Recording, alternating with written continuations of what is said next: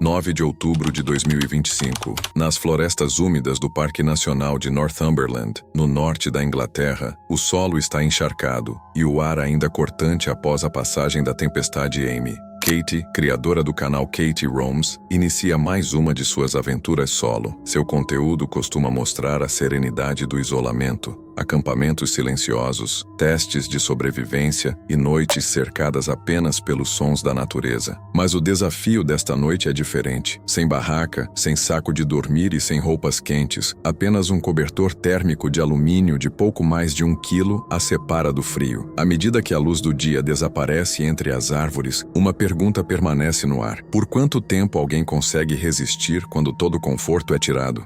Quickly getting dark. It's just turned 5 o'clock. I don't have much hope for it to stay light much longer. The rules of this challenge are simple. No fancy gear, no sleeping bag, nothing extra layers wise. I've just got my thermals on and my rab pants which are lined. I'm allowed to use any natural materials around me to make it more sheltered, and I've got a foil blanket. That's it.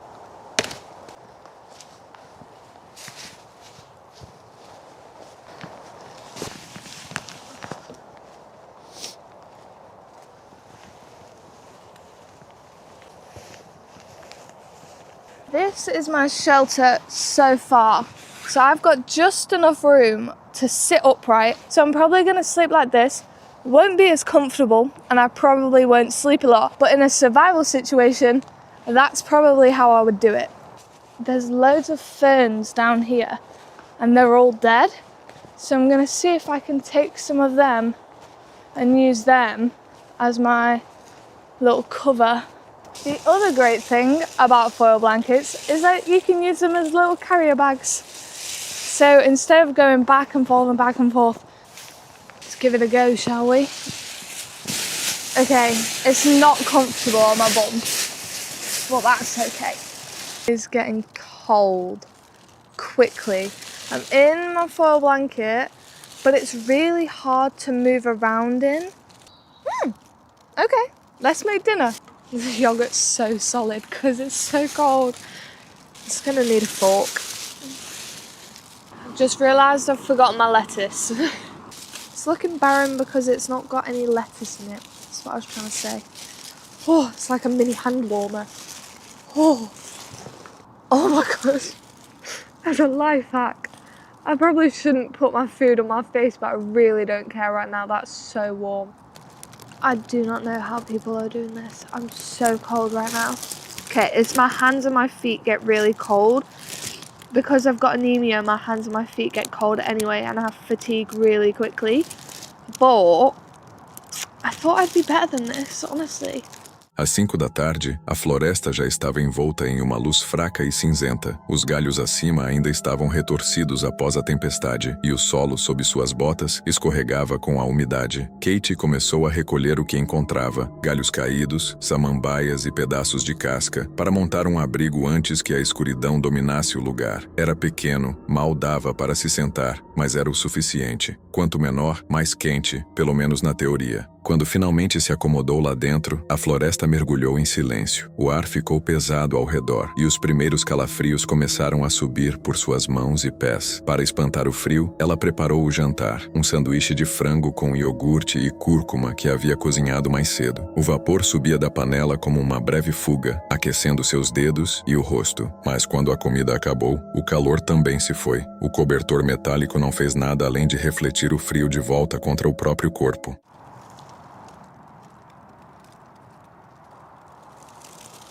Right now it's mainly my hands that are really cold. I've got them wrapped in like a double layer of the blanket, but it's still not doing much. If I can get my body temperature a bit more up, then it can start reflecting my heat better, because right now it's just probably reflecting cold onto cold.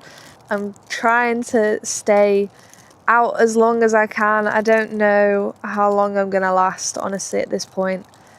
I think I need to make a decision within the next 20 minutes on whether or not I'm sticking it out. I have to remember that I have anemia as well, because at the end of the day it's not worth getting hypothermia for a YouTube video. So I will make my call based on how I feel. I've done some star jumps, I've done push-ups. I just can't seem to get warm, and I don't want to waste my energy either. Oh my gosh. I think I'm always gonna hit a main trail, which is good. Nelly!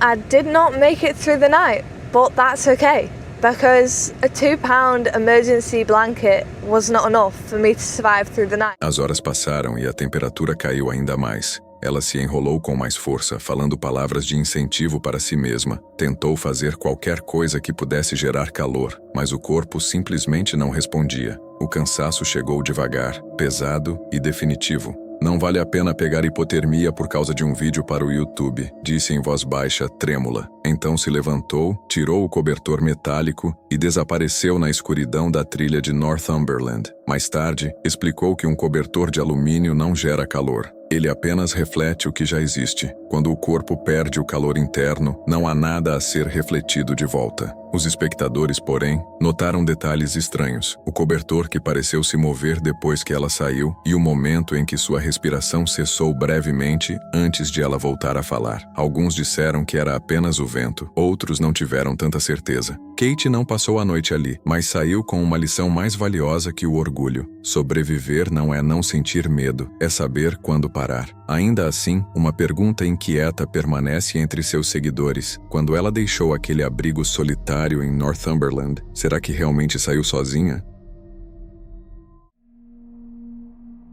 14 de outubro de 2025. Nas profundezas das florestas dos Apalaches, no Canadá, o investigador paranormal Lamar, do canal Paranormal Discovery, inicia uma expedição solo diferente de tudo o que já havia feito. Seu canal é conhecido por explorar locais realmente assombrados e registrar fenômenos inexplicáveis em vídeo, mas desta vez, o local escolhido carrega uma reputação muito mais sombria. O túmulo isolado de uma menina de 8 anos chamada Catherine McIntosh, morta em 1889. Moradores da região acreditam que seu espírito está preso por algo descrito apenas como a entidade cinzenta. Para Lamar, essa investigação vai além de mais um episódio. É uma jornada rumo a um dos lugares mais assombrados do Canadá, e o que ele registrar ali pode mudar tudo o que acredita sobre a vida após a morte. Got her grave right there.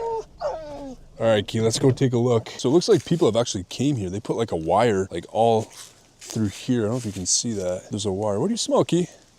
What do you smell, baby? Smell something, huh? So, hold on. What's going on, babe? What's going on? So this is Catherine, everybody. Catherine McIntosh. For those of you guys who have been following me for the last 4 years, you have probably known about Catherine McIntosh. For those of you guys who are new to the channel and have never seen this before, this is one of a kind, man. This is a one of a kind spot, and at all, very often now. This is almost sad but creepy at the same time. And yeah, she just sits here in the middle of nowhere. I'm not joking. Lamar inicia sua exploração acompanhado de sua fiel companheira, sua pet Kia, avançando pela densa floresta em direção ao antigo túmulo. Ao chegar, encontra a pequena lápide de Catherine erguida sozinha, afastada do restante do cemitério da família. Os brinquedos e oferendas deixados por visitantes anteriores haviam desaparecido completamente. Well, Catherine, we're gonna be down the road, okay? I know you recognize me, you've seen me before, but we're gonna go that way. A little bit down further, all right? As you know, we stick around the area. We sometimes go that way and around, but you're more than welcome to join me and my dog. I don't know if you like dogs, but feel free to come join us, try and communicate with us, and don't let that entity hold you back from talking, okay? You're safe with us. Okay, Catherine, we're gonna go up the road now. Feel free to follow us if you want.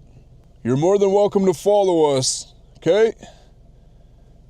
Ele fala suavemente diante do túmulo, convidando Catherine a se comunicar e garantindo que não tem más intenções. Com o cair da tarde, segue mais fundo pela floresta para montar acampamento. Prepara uma refeição simples, registrando cada detalhe, o ramen fervendo, o leve estalar do fogareiro, o silêncio em volta. Quando a noite enfim chega, sua única fonte de luz é a câmera com visão noturna. Ele liga a Spirit Box, na esperança de entrar em contato com Catherine mais uma vez. Quase de imediato, uma voz distorcida rompe o chiado estático. Vá embora daqui. We will touch you. Okay, yo, I came to this location to try and talk to Catherine. You are a spirit here. You most likely know of Catherine McIntosh down the way. Are there any spirits up this way that I should know about? The spirits that linger around Catherine's grave up here as well. I'll introduce myself. My name is Lamar. I've been here before, not this far in, but... Please leave here. Whoa. Why do you want me to leave? Give me a reason why you want me to leave. Kia começa a tremer ao seu lado. A floresta fica em completo silêncio, sem vento, sem insetos, sem som algum. Lamar sente algo invisível se aproximando, como se uma presença o cercasse por todos os lados. I can feel this anomaly, entity. Oh, this is not good. Elevator. Oh, shit. It's a weird headache. Oh, what the fuck is going on, man? I legit don't know where this came from. I was feeling a little bit like before I was eating, and I feel like this is spiritual. This is not the MSG I just ate in the noodles, okay? Like, this is legit a spiritual connection that's happening to me right now, and I don't know what it is, but it's like something here is jabbing at my spirit guide right now. This is some bullshit. Like, I don't feel safe. I'm sorry, but I do not feel safe. Whoa. I'm getting lightheaded now. Should be scared. Holy shit. Okay. Okay, so what I'm doing right now is packing up everything and basically heading back towards the direction of Catherine's grave. Now, this is not where our adventure ends right now. At this point, we're just gonna go back towards the graves, see what we can uncover, and like, I had to take a few hours. I had to call Chels. I had to talk to her for a bit to really get this feeling shaken out of me, but I just can't shake the feeling right now. So I got a key in the car right now. It's officially getting real out here. Like, I wanted to make sure she's like mostly safe. Right now I just feel like I'm off. Like, my whole energy right now is off. Something spiritual is here with us as I'm speaking to you right now. Like, I'm not even joking. This ain't a game. This is real shit that I'm sharing with you. As much as people in the comments think it's a game, it's not a game. Right now, there's something real and something just sketchy. It's like not even like chill. Hello? Hello? Hello? It's literally like in front of me. Dude, I'm freaked the fuck out right now. Oh! Ah!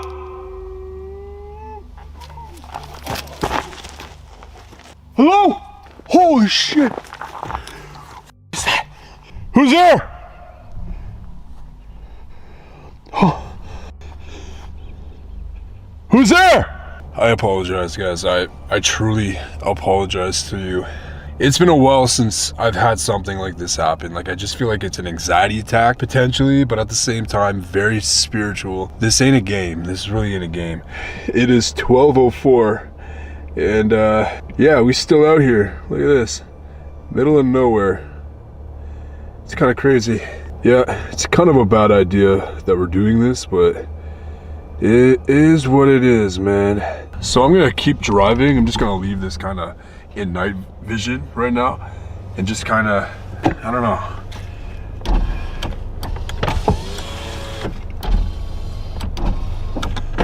Okay. Uma dor de cabeça intensa começa a latejar. Seus pensamentos ficam confusos e uma onda de medo o domina por completo. Decidido a ir embora, ele junta seus equipamentos e dirige de volta em direção ao túmulo. Perto do local, o ar parece mais denso. As luzes infravermelhas da câmera começam a piscar, mesmo com a bateria totalmente carregada. Oh. I have no idea what's going on with these lights, but like, I'm actually like nervous now. Key, we gotta get in the car. Okay, Key, I think it's time. We gotta call it, baby. Come on, in you go. In you go.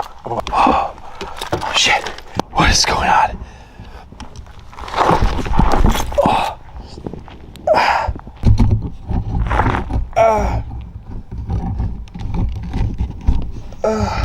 Who's doing this?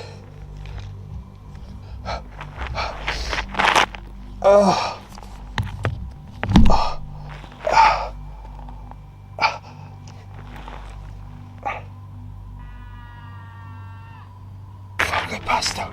Fucking passed out. Who's doing this? Fucking suddenly knocked me the fuck out. Oh shit. Yeah.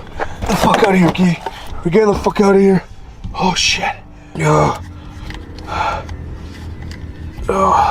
De repente, um estrondo violento. A câmera cai. Por alguns segundos, tudo fica completamente escuro. Então dá para ouvir uma voz no fundo gritando. Quando a imagem retorna, Lamar está gritando, dizendo que foi atingido e desmaiou por alguns instantes. Ele pega seus equipamentos às pressas, entra no carro e acelera para longe dali. Mais tarde, alguns espectadores sugeriram que ele pode ter sido atacado por algo invisível, talvez a mesma força que mantém o espírito de Catherine preso ao túmulo. Outros acreditam que o cansaço, o estresse e o isolamento extremo podem ter feito seu corpo reagir de forma descontrolada. Desde aquela noite, Lamar nunca mais voltou à floresta dos Apalaches, e muitos se perguntam se ele realmente deixou aquele lugar para trás, ou se algo daquela noite o acompanhou de volta.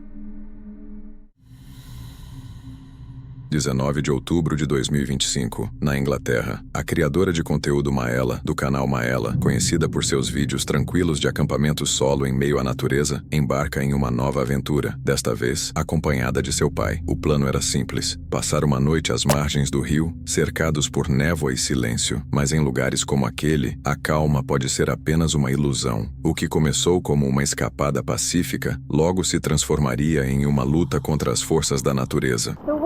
On another wild camp, and today I'm with my dad. He's all the way over there. So I'm just trying to get to this spot. We have to find a different way to get to this spot because the river is just crazy. So we need to go up and then go down again. So should be interesting.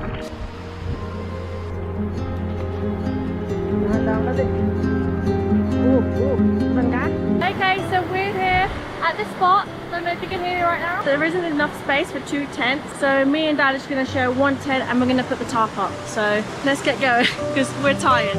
O vídeo começa com Maela e seu pai atravessando um terreno encharcado. O som da água corrente fica cada vez mais forte à medida que a câmera se volta para o rio transbordando. Ela comenta o quão poderosa a correnteza se tornou, obrigando-os a subir até um ponto mais alto antes de tentar encontrar outro caminho para descer. Quando finalmente chegam ao local do acampamento, o solo está irregular demais para montar 2 barracas. Então decidem compartilhar uma única, protegida por uma lona, enquanto a névoa desce pelo vale. O ar fica pesado e a luz desaparece rapidamente. Com o passar das horas, o tempo piora. A chuva engrossa, o chão vira lama e o rio continua subindo. Percebendo o perigo, eles decidem abandonar o acampamento. Hey guys, so we made the hard decision that we're going to abandon camp because the river is rising so much and it's already we're so damp here now, more so than earlier.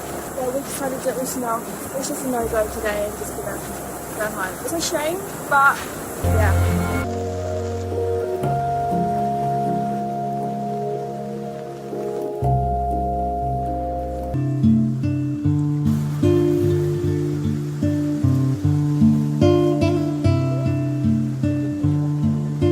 As imagens mostram Maela e seu pai se apressando para guardar os equipamentos encharcados enquanto o céu escurece. Quando chegam ao carro, estão exaustos, mas seguros. Dentro do veículo, o pai a lembra de que a segurança deve vir sempre em primeiro lugar. Mais tarde, eles descobrem que uma árvore enorme havia caído perto do acampamento, provando que a decisão de partir foi correta. Miela mostra os cortes e hematomas que sofreu no terreno acidentado e admite que a viagem não foi exatamente um sucesso. Ainda assim, ela escolheu compartilhar a experiência, porque na natureza nem toda aventura termina com belas paisagens. Às vezes, apenas sobreviver já é a maior recompensa. It's a shame that we had to abandon, but at the same time, it's understandable why we needed to. We really tried to push it as much as we can. We even put the tarp up, but it just wasn't happening. And I've got tons of cuts because I fell over so many times. To be honest with you, it's really nice here, but I don't think I'll come here when it's raining again. Os espectadores elogiaram a decisão de partir, enquanto outros criticaram a escolha de acampar tão perto da água. Talvez tenha sido apenas azar ou um lembrete silencioso da própria natureza. Eles conseguiram escapar antes que o rio atingisse a barraca.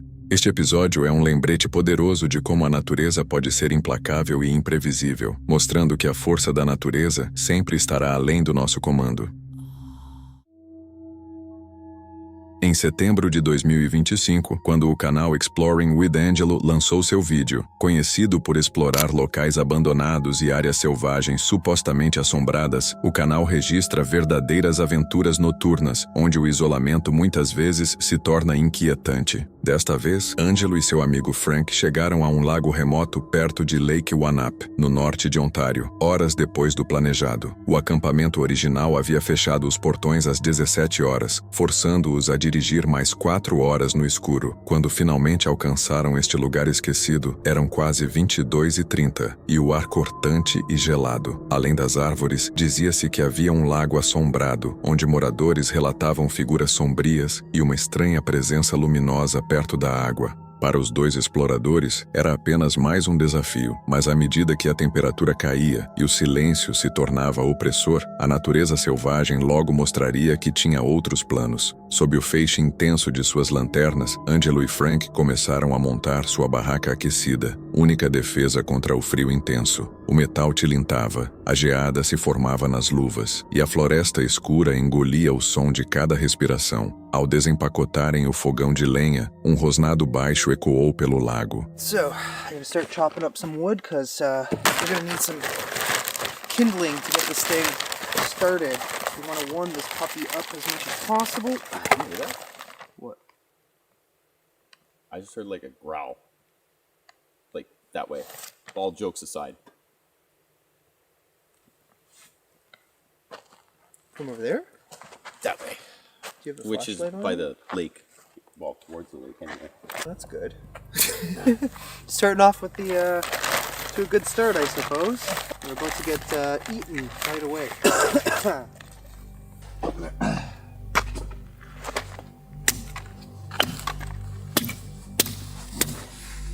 There, see, I'm hearing it again. What? Like someone talking. I don't know what. At first, it sounded like it was coming from there. Now it sounds like it's coming from that way. I don't know. Who knows?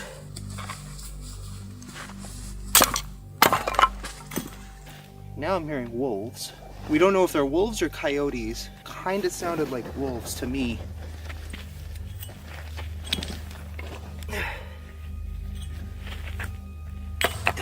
Angelo parou, imóvel, observando a linha de árvores à sua frente. Você ouviu isso? Sussurrou. Poucos instantes depois, vozes tênues surgiram da escuridão, humanas demais para serem ignoradas, distantes demais para fazer sentido. Horas se passaram enquanto trabalhavam sob a luz tremeluzente do carro, até que o calor finalmente tomou conta da barraca, mas o conforto durou pouco. Quando Frank saiu para buscar mais lenha, algo se mexeu próximo à margem do lago.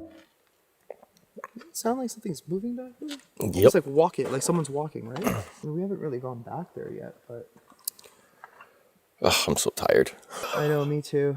I've been on the road literally all day, but... I mean, we keep hearing voices. What if somebody's, like, down there? Maybe, like, night fishing or something. I mean, it could be. Could be. Let's go check. Let's just verify. I mean, it wouldn't be ideal without lights, but, you know. I mean, I guess... Would you want to be out here without a flashlight? I mean, I guess not. Or some means of being able to see? Make sure I have the car keys. Because it is pitch black, guys. Once we shut off the lights, like, it is Yeah, it's black out here. dark. You ever use this as, like, a boat launch? It could be. Because I'm pretty sure this goes... Oh, Is there? there's a car. Oh? We did not notice that when we got here. Whoops. Maybe somebody else is camping out here?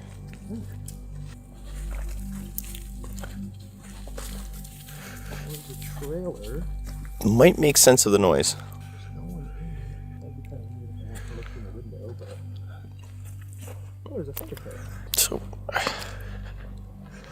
Seguindo o barulho, eles encontraram algo arrepiante. Uma caminhonete com reboque de barco abandonados perto da rampa. A placa indicava 2022. Nenhuma fogueira, nenhum vestígio de pegadas, apenas silêncio. De volta à barraca, tentaram ignorar a descoberta. Ângelo preparou o jantar no fogão de lenha. Salsicha, espinafre, cogumelos. Uma refeição feita para distrair da inquietação. Mas os passos voltaram, desta vez bem ao lado da barraca. You're still playing outside? Yeah. What the hell's that?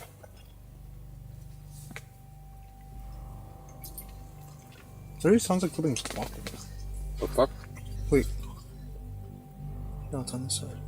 Oh? That was weird. Yeah, it was very weird. What's interesting, I know I haven't explained the story yet. I'm about to get to it just after we finish eating because we're starving. But apparently that's a thing that happens here. Like people hear like movement, like walking around the tent. I just really don't feel like checking right now because, well, I'm eating. If I do see something, the food may go flying. See if we hear it again. That was my stomach, but I swear it sounded like a rock like smashed or something. That was definitely a rock. Right? Okay, now I'm confused.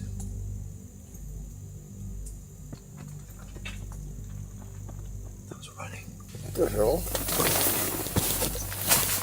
Okay, now I'm curious. Right? Hello?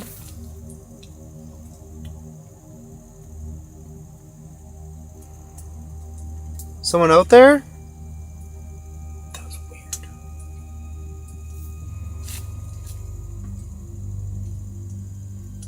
What was that? I don't know.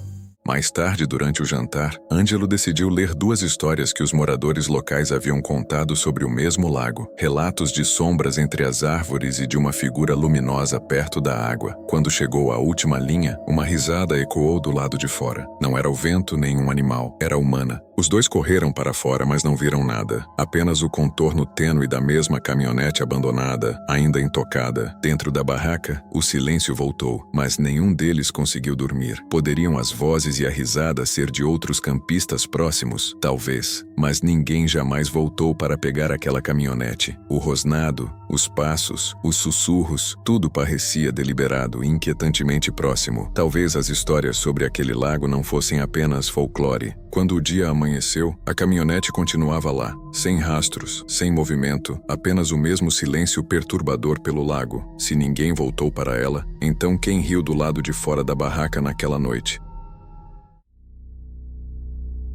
3 de fevereiro de 2023, nas colinas frias do Reino Unido, Claire, criadora do canal Wild Bear, partiu para mais uma noite solo na natureza. Seu plano era simples: encontrar uma antiga cabana de pedra e transformá-la em abrigo, usando apenas uma lona. Mesmo com a previsão indicando mau tempo, a caminhada terminou em uma pequena ruína feita de pedras cinzentas empilhadas, aberta ao céu. Claire preparou o espaço, apoiou sua mochila e começou a trabalhar rapidamente para se proteger do clima. Using that, and I've got the small tarp as backup in case something bad happens to this one. Lots of pegs. I've got some Titan ground anchors as well because I think it's going to be windy. These are my guy lines, and I've got lots of lightweight paracord as well, so hopefully we can put something together with that.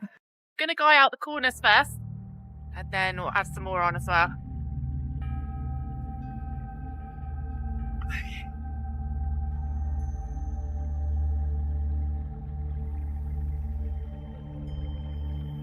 It's starting to rain and I haven't got it up yet, and it's a bit of a nightmare actually because it keeps trying to take off like a parachute, and I've already ripped my tarp because I was using rocks to try and hold it down while I pegged it in, and it's ripped it, so bear with me. Got a very precarious 4 corner pegs in. Just put more in, get it tied down better. Oh, it's quite cool actually. Alright, I definitely need more guys on this or it's just going to fly off.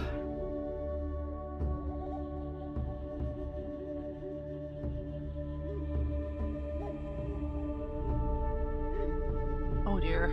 It's up. That was hard work. Really hard work. I've ripped my tarp in 2 places. The guy lines were a nightmare to put into the ground because it's all rock. Just can't get the pegs in, so they're basically being held down by big rocks, and there was no point bringing these because there's no ground for them to go into. But I think it's pretty sturdy. It seems to be holding up nice at the moment, and it's a lovely little nook inside, so Of course, you can't weigh the top down with rocks to hold the top down because wind catches it, the rocks could land on your head and kill you. So don't do that. Use guy lines.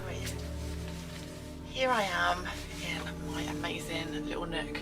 Now that it's up, I really love it, but I've wrecked my tarp. I've absolutely battered it, and that is no fault of the tarp at all. It's because I've been dragging it against really sharp rocks. So if it holds up during the night without sort of tearing all across the middle, that will be amazing. So I think I'm going to get my stuff set out now. It is about 3:15, so I guess it will be dark in about 45 minutes. I am all set up for the night. Let me show you around.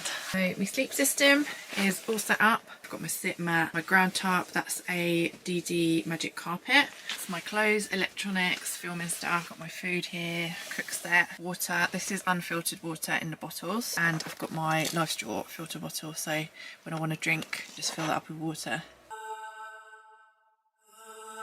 The rain's coming down a bit now, just slightly. I'm going to get my dinner started. I am Marvin and going to get my nice warm clothes on. I've fashioned a little hanging light so I can move my light around wherever I want it. It's really gorgeous in here.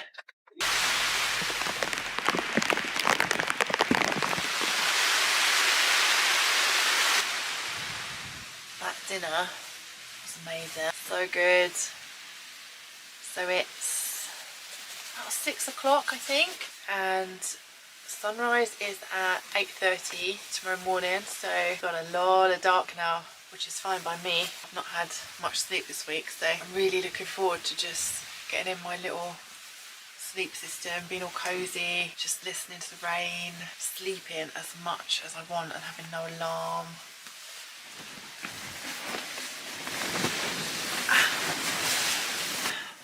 That is so comfy. It's bliss. Alona resistia desde o começo. Cada rajada de vento a fazia inflar e se torcer. Em um momento ela pressionou uma pedra contra o tecido para segurá-lo, mas viu um pequeno rasgo se formar em um dos cantos. Mesmo assim, continuou, amarrando corda após corda até que Alona finalmente se mantivesse no lugar. Por dentro, havia uma sensação quase de paz. O pequeno espaço brilhava com a luz do fogareiro. Ela estendeu o saco de dormir, organizou a comida e falou baixinho sobre a tempestade se aproximando. Por um curto período, conseguiu esquecer o vento lá fora. Às 6 da tarde, a noite engoliu o vale. 10 cordas mantinham a lona firmemente ancorada. A chuva batia no teto, mas ele resistia. Então veio a mudança lenta. Uma gota, depois um fio de água passando pelas costuras. O ar ficou ainda mais frio. Dry in my sleep system. My foot end of the bivy bag is getting wet. Everything by the door is getting wet because the rain's coming in the doorway. There is some moisture just floating around in the air, but for the most part, everything over the side is staying lovely and dry. Good fun. It's 8 o'clock now. I'm just chilling, watching a film on my phone and listening to the craziness. There is a ripping noise that I'm not much liking. That's just gonna keep ripping now.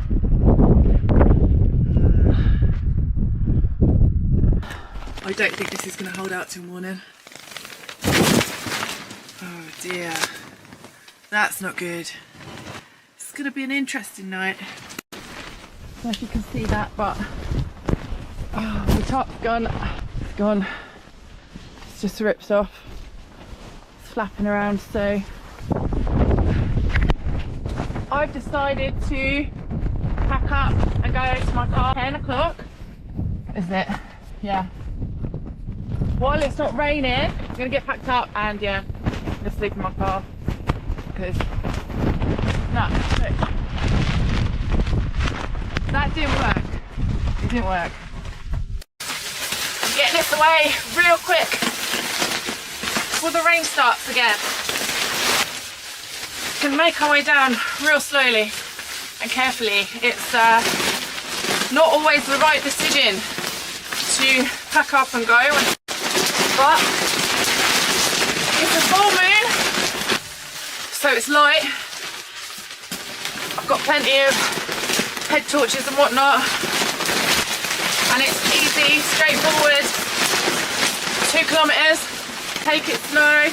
The guy lines and the pegs and the rocks, they all held absolutely fine, but It's just because the tarp ripped. Let's get down from here. Just gonna take it nice and slow. No rush, easy. Just gotta not slip really and really look where I'm going. So yeah. Down at the stream. So cross this and then we're back on the path. Here we are. Here's the path. Okay, good. Well, I don't think I've ever seen a waterfall in the dark before, so that's quite cool. Por volta das 8 da noite, ela registrou o som de um rasgo profundo acima de sua cabeça. A lona cedeu. No instante seguinte, o tecido batendo confusamente, a chuva invadindo tudo. Tudo ficou encharcado. Às 10, Claire tomou sua decisão. Reuniu o que pôde, saiu na tempestade e começou a longa descida da montanha sozinha. Ao amanhecer, retornou. A lona estava em pedaços, rasgada pelas bordas afiadas da velha cabana. Não foi o vento, explicou ela. Foi a pedra que traiu seu abrigo. Muitos consideraram que deixar o local foi a decisão certa, mas ao olhar para as ruínas silenciosas, alguns não puderam deixar de se perguntar o que mais poderia estar esperando lá fora, depois que a tempestade passasse. Era 16 de outubro de 2025, quando Luke, do canal Outdoor Gear Review, retornou mais uma vez à Floresta Nacional de Pisgah, na Carolina do Norte. Seu canal sempre foi sobre acampamento, trilhas e testes de equipamentos. Um conteúdo calmo, metódico e realista. Mas antes mesmo de chegar, Luke comentou algo estranho. Nas 2 últimas visitas àquela mesma floresta, coisas muito esquisitas haviam acontecido. Ele prometeu que contaria mais sobre esses encontros depois. My friends, welcome to this episode of the Outdoor Gear Review. I hope you all are doing well. For this week's trip, I'm heading back to the Pisgah National Forest. Over the last couple of months, I've done 2 trips out to the Pisgah National Forest. Both of them were very, very weird. I will talk about the strange encounters that I had with other people later on in this episode. Mas à medida que as árvores se tornavam mais densas e o ar mais pesado, parecia que Pisgah já o reconhecia. Luke dirigiu floresta adentro, procurando um lugar para acampar. Falava com calma, admirando as cores do outono, até encontrar uma clareira, silenciosa, isolada, perfeita para testar sua nova barraca e o isolante térmico. Montou o abrigo com cuidado, explicando cada passo, observando a inclinação do terreno e a direção da chuva que se aproximava. Tudo parecia sob controle, mas conforme o dia avançava, algo começou a mudar. It is almost time for sundown, folks. Currently 6:41, and we are at 3,854 feet in elevation. I'm full and happy and warm.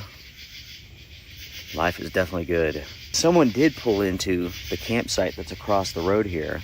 Made a bunch of noise. It sounded like they were like setting up camp, and then all of a sudden they took off. At first, I'll be honest, I was concerned. They were pretty loud, pretty obnoxious.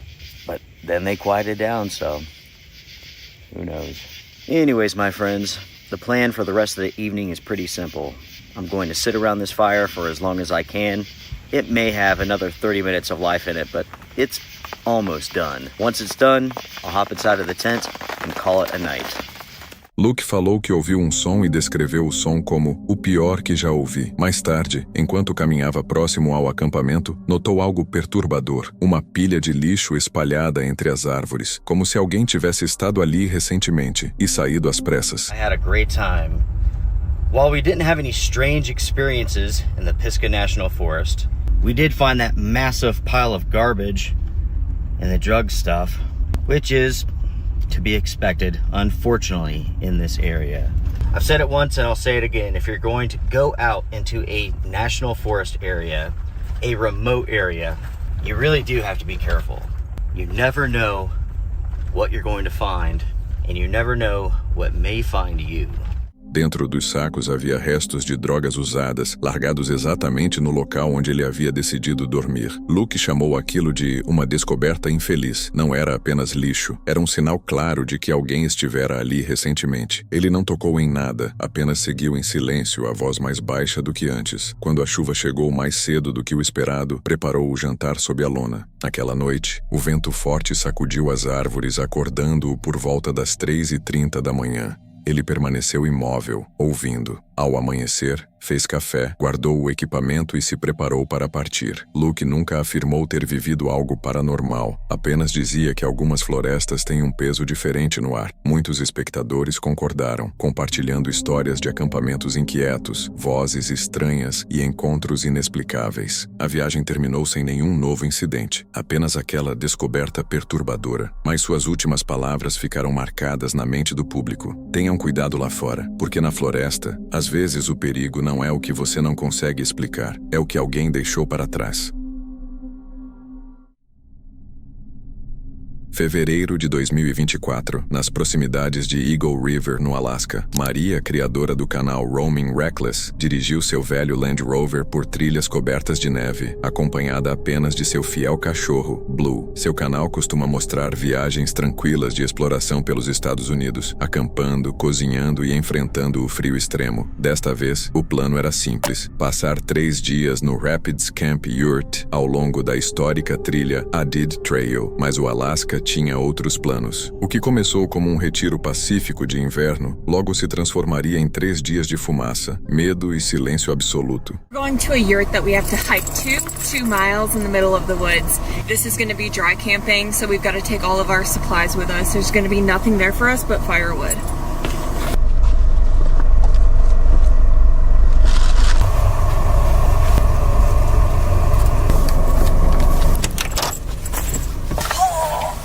So heavy, oh my gosh.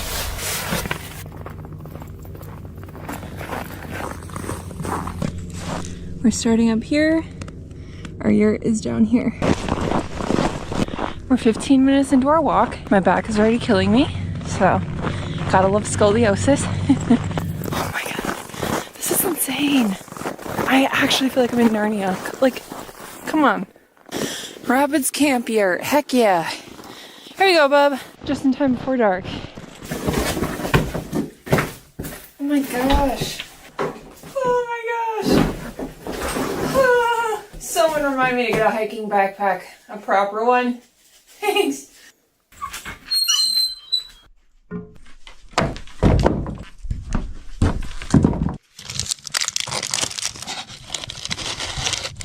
This wood is kind of wet, which is not good.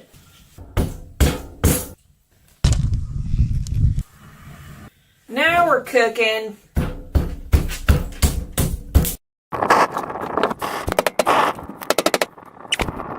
I've been working on the fire for like 2 hours at this point, and I am running out of fire starters. I really don't know what else to do. It's like all of the wood is wet and nothing will. I've been trying to restart the fire every time, like tinier and tinier. It only burns with a fire starter, and then as soon as it wears out, and there's so much smoke in here, it's like not even funny. So it's just like now my pickle is that it's pitch dark. While I could go back to Poe, it's pretty early in the night still. Do I really want to walk 45 minutes straight in the pitch dark through the Alaskan wilderness? No, I don't. But I can't stay here if there's no fire. What do I do? This sucks. I give the fire one last ditch effort using the one log left I have that I think is semi-not wet. So we'll see what happens. See how smoky it is in here?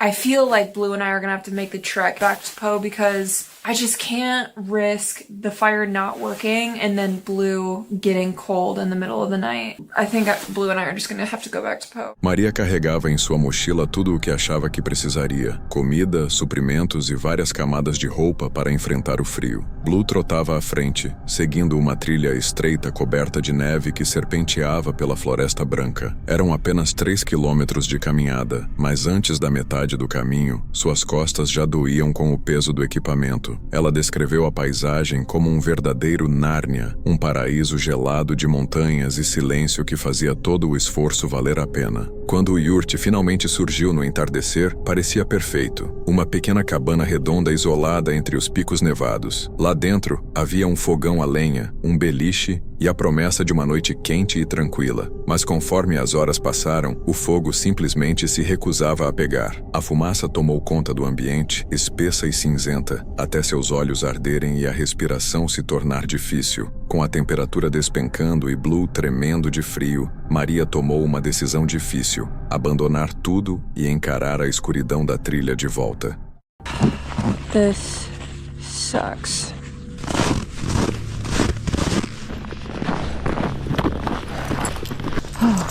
I've never been so happy to see this truck in my life.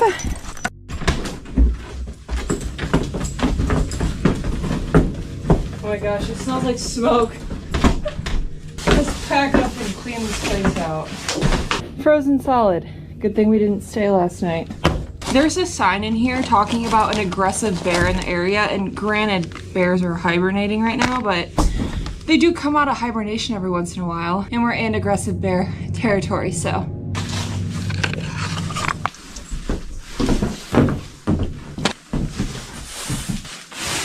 This says, in recent weeks, a black bear with bad behavior attempted to gain access to all 3 yurts. They had to cancel reservations for weeks, so.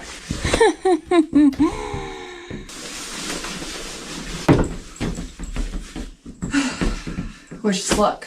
Ela carregava uma lanterna, uma faca e o próprio medo.